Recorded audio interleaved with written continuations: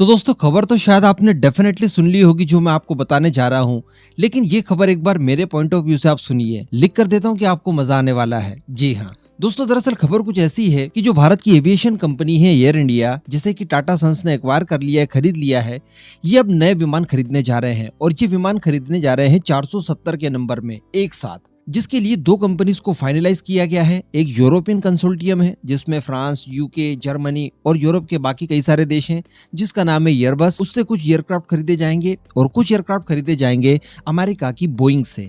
और आप सभी लोग ये बात जानते ही होंगे कि जो सिविलियन एयरक्राफ्ट होते हैं वो ज्यादातर एयरबस और बोइंग ये दो ही बनाते हैं।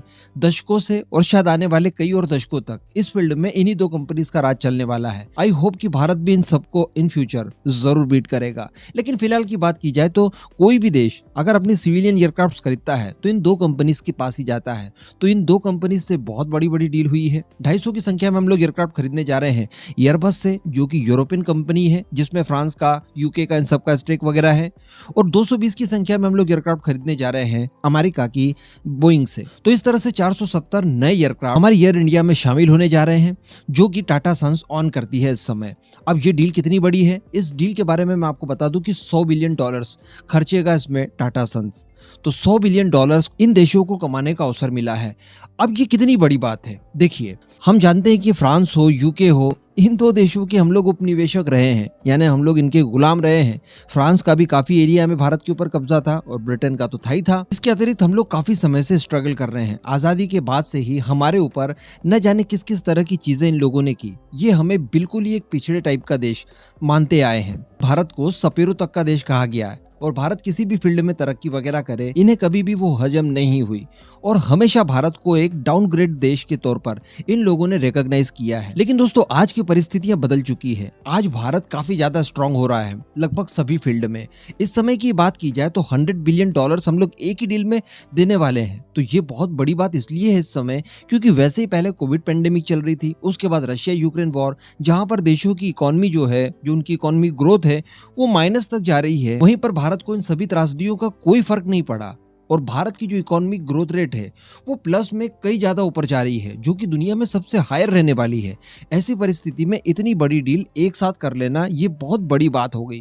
पूरी दुनिया में इस समय इसके चर्चे हैं और आपको जानकर तब ज्यादा मजा आएगा जब आप इन वर्ल्ड लीडर्स के रिएक्शंस देखेंगे। ऋषि सुनाक, जो कि इस समय ब्रिटेन के प्राइम मिनिस्टर है, ब्रिटेन वो जिसने भारत के ऊपर 200 साल राज किया है, वो कहने के लिए मजबूर हो गए कि भाई इस डील से बहुत फायदा होने वाला है और इससे कई सारी जॉब्स क्रिएट होंगी। सोचिए भारत के लोग इन देशों में जॉब के लिए जाते हैं, पढ़ने के लिए जाते हैं और वीजा वगैरह को लेकर ये लोग काफी दिक्कतें बीच में क्रिएट कर देते हैं और एक मार्ग मार सी स्थिति बनी रहती है। लेकिन आज भारत की एक डील की वजह से इन्हें जॉब अपॉर्चुनिटीज दिखाई दे रही है अपने देश में। यही तो हमारी जीत है। इसके अलावा फ्रांस की बात की जाए तो वहां के राष्ट्रपति इमैनुअल मैक्रों, वो तो खैर भारतीय ही है एक तरह से, लेकिन उन्होंने भी ट्वीट करते हुए इस डील को ऐतिहासिक बताया है। इससे भारत और फ्रांस की जो स्ट्रैटेजिक पार्टनरशिप है इसे कई अलग लेवल पर ले जाने की बात कही है। प्राइम मिनिस्टर मोदी को धन्यवाद भी दिया है। इसके अलावा बात कर ली जाए सुपर पावर अमेरिका की। जी हाँ, हम सब लोग देखते हैं ना, हमारे यहाँ छोटे मोटे इलेक्शंस वगैरह भी होते हैं तो बेरोजगारी एक मुद्दा बन जाता है कि यहाँ पर जॉब्स नहीं है। अब आप जरा ये सोचिए कि दुनिया का सुपर पावर देश अमेरिका, वहां के व्हाइट हाउस की तरफ से ऑफिशियल ये बयान आता है कि ये डील बहुत ही ज्यादा ऐतिहासिक है और इससे 1 मिलियन जॉब क्रिएट होंगी अमेरिका के अंदर। जी हाँ, भारत की इस डील की वजह से अमेरिका के अंदर 1 मिलियन यानी 10 लाख नई नौकरियां जनरेट होने वाली है। अब आप थोड़ा सा आंखें बंद करके सोचने की कोशिश कीजिए कि सुपर पावर देश अमेरिका भारत की इस डील के गुणगान गा रहा है और ये केवल एक डील है। अभी इस तरह की न जाने कितनी और डील पेंडिंग पड़ी है जिन्हें कि हम लोग इन फ्यूचर करने वाले हैं। तो ये है भारत की असली पावर। अब मैं आपको यहाँ पर छोटी मोटी कुछ और चीजें भी बता दूं, जैसे कि एयरबस जो है वो अपने जब एयरक्राफ्ट बनाती है तो उसमें यूरोप के अलग अलग देश सहयोग करते हैं। जैसे अगर ब्रिटेन की बात की जाए तो ब्रिटेन की रोल्स रॉयस उनके लिए इंजन्स बनाती है, उनके विंग्स वगैरह बनाती है। कुछ जर्मनी की कंपनीज बनाती है। अलग अलग यूरोप के देश अलग अलग छोटे मोटे पार्ट्स इनके बनाते हैं, लेकिन मेन जो ये कंपनी है ये फ्रांस की कही जा सकती है। तो इस तरह से यूरोप को बहुत ज्यादा फायदा होने वाला है। और अगर बात की जाए बोइंग की तो वो तो 100% अमेरिकन कंपनी है और अमेरिका की जनरल इलेक्ट्रिक के इंजन वगैरह उसमें इस्तेमाल किए जाते हैं। तो कहने का मतलब अमेरिका की तो बल्ले बल्ले हो गई। 220 एयरक्राफ्ट उसके स्वदेशी हम लोग खरीदने जा रहे हैं, ये बहुत बड़ी बात है। वैसे यहाँ पर भारत की भी अगर बात की जाए तो भारत की जो एविएशन क्षमता है वो इससे कई गुना ज्यादा बढ़ जाएगी, क्योंकि भारत एक बहुत बड़ा देश है। हम सभी जानते हैं कि जितनी ट्रांसपोर्ट की व्यवस्था आपके यहाँ पर होगी उतना ज़्यादा आपका देश प्रगति करेगा। अमेरिका रिच है इस वजह से वहाँ पर ज़्यादा सड़कें नहीं हैं, बल्कि वहाँ पर ज़्यादा सड़कें हैं इसलिए अमेरिका रिच है।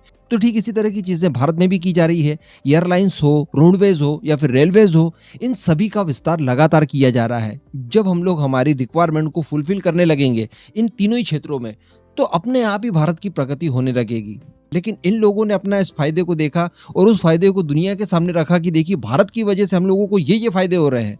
ये अपने आप में गौरव की बात है।